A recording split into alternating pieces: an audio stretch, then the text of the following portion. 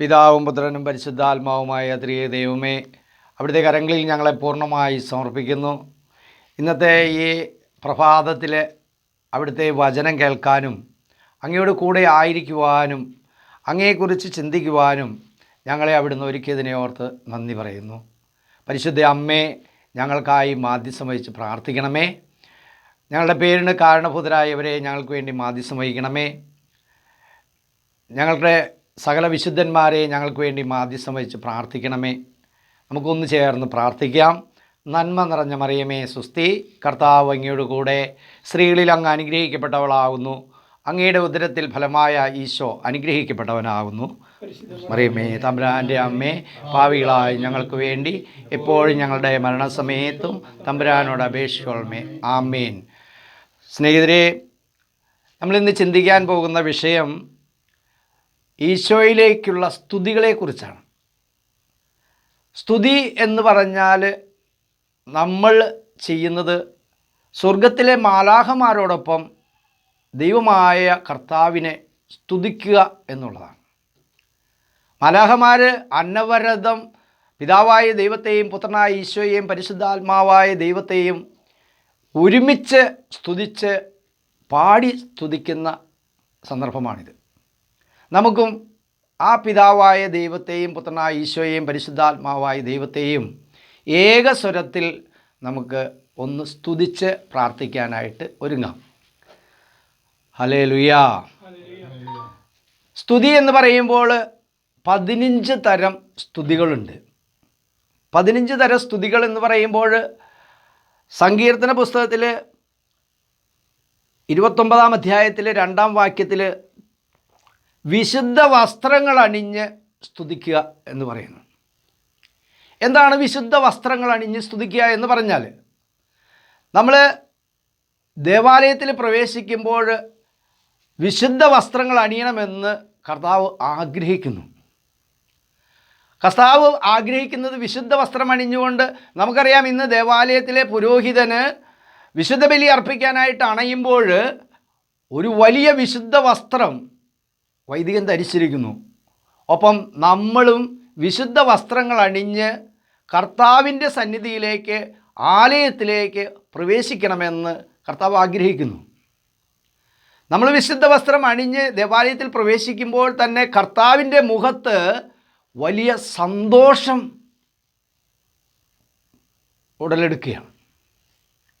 നമുക്കറിയാം കർത്താവിൻ്റെ സന്നിധിയിൽ പ്രവേശിക്കുമ്പോൾ വിശുദ്ധ വസ്ത്രം അണിഞ്ഞിരിക്കണം എന്ന് പറയുന്നതിൻ്റെ കാരണം, ദേവാലയം ഒരു സ്വർഗീയ അങ്കണമാണ്.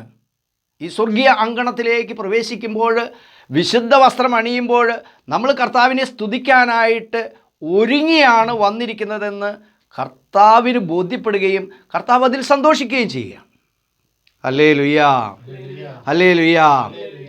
34-ാം സങ്കീർത്തനത്തിലെ 1-ാം അധ്യായത്തിൽ അവിടുത്തെ സ്തുതികൾ എപ്പോഴും നമ്മുടെ ഹൃദയത്തിലുണ്ടായിരിക്കണം എന്ന് കർത്താവ് ആഗ്രഹിക്കുന്നു.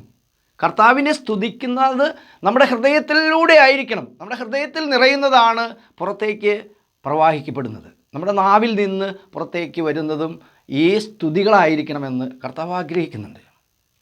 നമുക്കറിയാം പെന്തക്കോസ്താ തിരുനാൾ ദിവസം പരിശുദ്ധാത്മാവ് ആഗതനായപ്പോൾ തീനാവുകളുടെ രൂപത്തിലാണ് പരിശുദ്ധാത്മാവ് ആഗതനായത്. അപ്പോസ്തലന്മാരുടെ പുസ്തകത്തിൽ നമ്മൾ വായിക്കുന്നുണ്ട്, പെന്തക്കോസ്താ തിരുനാൾ ദിവസം അവർ ഒരുമിച്ച് പ്രാർത്ഥിച്ചു കൊണ്ടിരുന്നപ്പോൾ തീനാവുകളായി അവരുടെ മേൽ ഇറങ്ങി വന്നു. ഹല്ലേലൂയാ.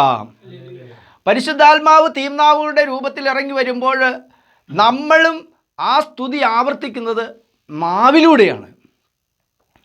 സ്നേഹിതരെ, നമ്മൾ ഒന്ന് ഓർത്തു നോക്കണം. നമ്മുടെ മനസ്സിൽ ഒരു ചിന്ത ഉണ്ട്, അത് പുറത്തേക്ക് പറയുന്നില്ലെങ്കിൽ അത് പ്രഘോഷിക്കപ്പെടുന്നില്ല. ഒരു വിശുദ്ധ ബലി അർപ്പിക്കാൻ വരുന്ന വൈദികൻ തൻ്റെ നാവിലൂടെ ആ തിരുവചനങ്ങളും ആ കൂദാശ കർമ്മങ്ങളും പുറത്തേക്ക് ഉച്ചത്തിൽ പ്രഘോഷിക്കപ്പെടുന്നില്ലെങ്കിൽ അതൊരു കുർബാനയാകില്ല. നമ്മുടെ നാവിലൂടെ പുറത്തേക്ക് അത് വരണം എന്ന് കർത്താവ് ആഗ്രഹിക്കുന്നു. പ്രഘോഷിക്കപ്പെട്ടാലാണ് ഒരു വിശുദ്ധ ബലി വിശുദ്ധ ബലിയായി തീരുകയും കർത്താവിൻ്റെ ശരീര രക്തങ്ങളായി അവ രൂപാന്തരപ്പെടുകയും ചെയ്യുകയുള്ളൂ. എന്നതുപോലെ തന്നെയാണ് മാലാഖമാരുടെ ഒപ്പം നമ്മുടെ നാവിൽ നിന്ന് സ്തുതികൾ ഉയരുമ്പോൾ, സ്വരത്തിൽ സ്തുതികൾ ഉയരുമ്പോഴാണ് അത് കർത്താവിനെ സ്തുതിക്കുന്നതായിട്ട് മാറിയുള്ളൂ. നമ്മുടെ ഹൃദയത്തിൽ ഇപ്പോഴും യേശുവിനോടുള്ള, കർത്താവിനോടുള്ള സ്തുതികൾ ഉണ്ടായിരിക്കട്ടെ എന്ന് 34-ാം സങ്കീർത്തനത്തിൽ 1-ാം വാക്യത്തിൽ ഇങ്ങനെ പറഞ്ഞു വയ്ക്കുന്നു. പിന്നീട് നമ്മൾ കാണുന്നുണ്ട് 40-ാം സങ്കീർത്തനത്തിൽ 9-ാം വാക്യം ഇങ്ങനെയാണ് പറയുന്നത്. 40-ാം അധ്യായത്തിൽ 9-ാമത്തെ വാക്യം, എൻ്റെ നാവിനെ അടക്കി നിർത്താൻ എനിക്ക് കഴിയില്ല. നമ്മുടെ ഹൃദയത്തിൽ സ്തുതികൾ നിറഞ്ഞാൽ നമുക്കൊരിക്കലും അതിനെ അടക്കി നിർത്താൻ പറ്റില്ല.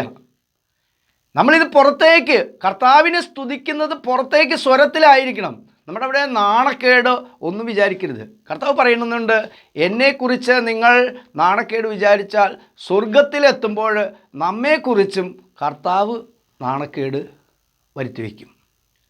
കർത്താവ് പറഞ്ഞു വെച്ചത് എന്നാണ്, എന്നെക്കുറിച്ച് ഭൂമിയിൽ നാണക്കേട് വിചാരിക്കുന്നവൻ, എന്നെക്കുറിച്ച് സംസാരിക്കുമ്പോൾ നാണക്കേട് വിചാരിക്കുന്നവന് സ്വർഗത്തിലെത്തുമ്പോഴും കർത്താവ് നമ്മളെക്കുറിച്ച് നല്ല ചിന്തകൾ അല്ലെങ്കിൽ നല്ലത് പറയാനായിട്ട് കർത്താവിന് മടിയായിരിക്കും എന്നാണ് ഇത് പറഞ്ഞു വയ്ക്കുന്നതിൻ്റെ അർത്ഥം. ഞാൻ പറഞ്ഞു 14 തരം സ്തുതികൾ